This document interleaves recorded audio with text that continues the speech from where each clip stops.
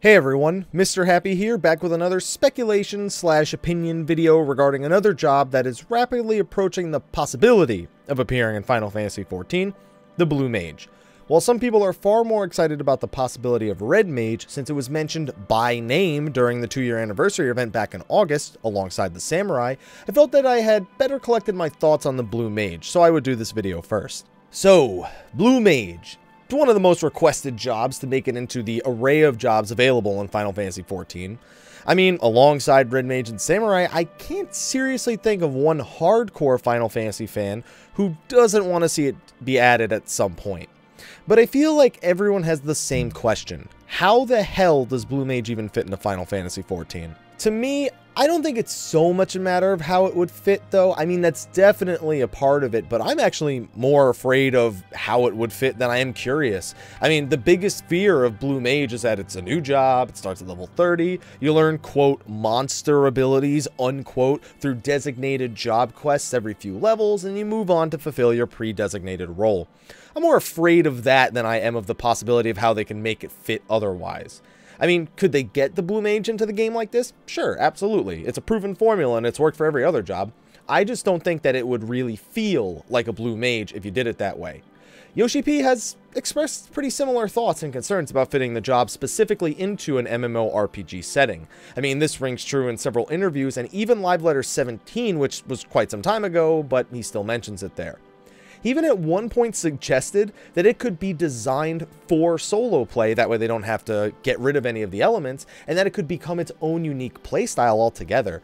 But then they would have to have more content that is more solo friendly, or you would just have to completely write it off for endgame group raid content, which cuts an entire aspect out of the game. So I don't really know what he was thinking when he said that.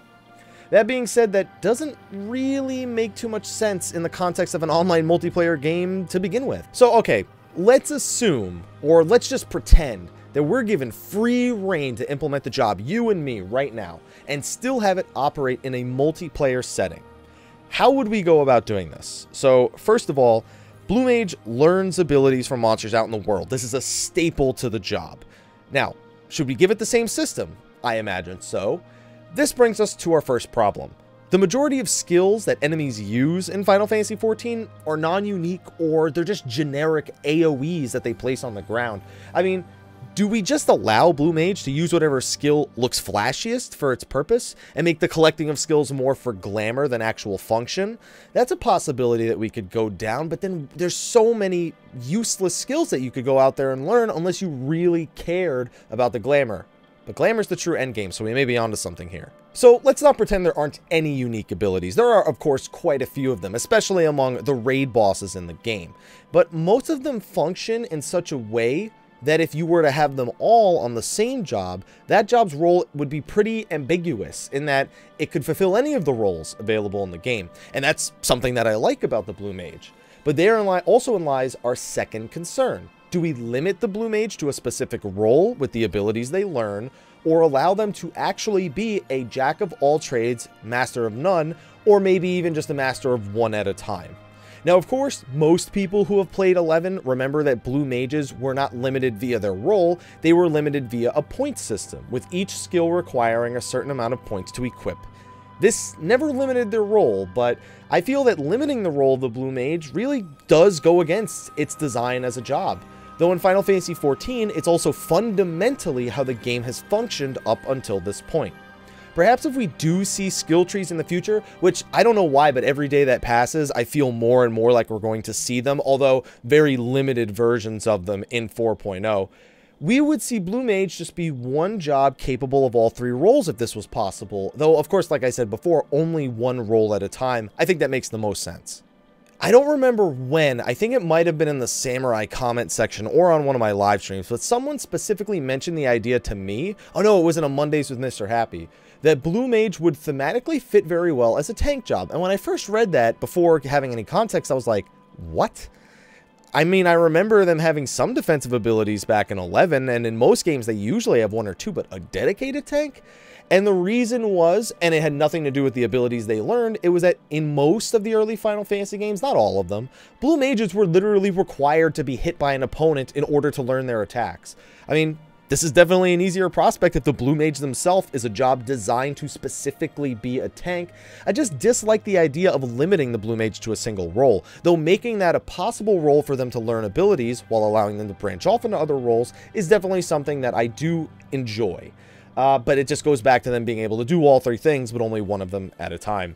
And it also means they may have to be given the ability to manipulate the initial abilities, which may go against the initial ability design, but could make for some interesting combinations, whether it be single target or AoE. Now, okay, so if we do see the job, I'd actually like part of its kit to grant them the ability to manipulate effects like we were just saying. Even though it would be kind of odd, I think it does give the job a lot of flexibility. An example is to maybe give them a cooldown that increases the enmity generated on their next blue magic skill, or to have a stance that increases the enmity all blue magic generates. They could equally be given similar abilities for the function of healing and damage, thus turning them into that triple threat, but they would need to require a steep investment to do one or the other, because, well, let's be honest, we've seen what happens if you give a job the option of good self-sustain, good healing, tankiness, and damage all in one. At this point, you might as well just let them learn Fell Cleave in PvP and be done with it. So that would really be my proposed solution, you know, give them that freedom, give them the ability to manipulate whatever they learn to make it fit a specific role and allow them to be flexible with their roles. But that comes with a set of its own problems, how it's going to be balanced, because then you have to wonder if there's going to be a blue mage in every party, regardless of what role they're fulfilling. So it seems that for every situation we come up with the blue mage, we just get to even more hurdles. Now, I know that's a part of game design, but I have to ask you, is it just possible that Blue Mage is not going to work in a modern MMO environment? I put stress on the word modern, since saying it doesn't work in MMOs after 11 would be pretty stupid of me. I think it could, but it is a time investment that would probably far exceed what other jobs require. And is that an investment that the development team is willing to take? Or should we just expect more jobs that more easily fit into standard roles in the form of Samurai and Red Mage? The two jobs that at this moment are far more likely to join the current game than our beloved Blue Mage. Let me know in the comment section of the video below what you think. Do you think that the Blue Mage can fit? Do you want it to fit? Do you want to see something else instead?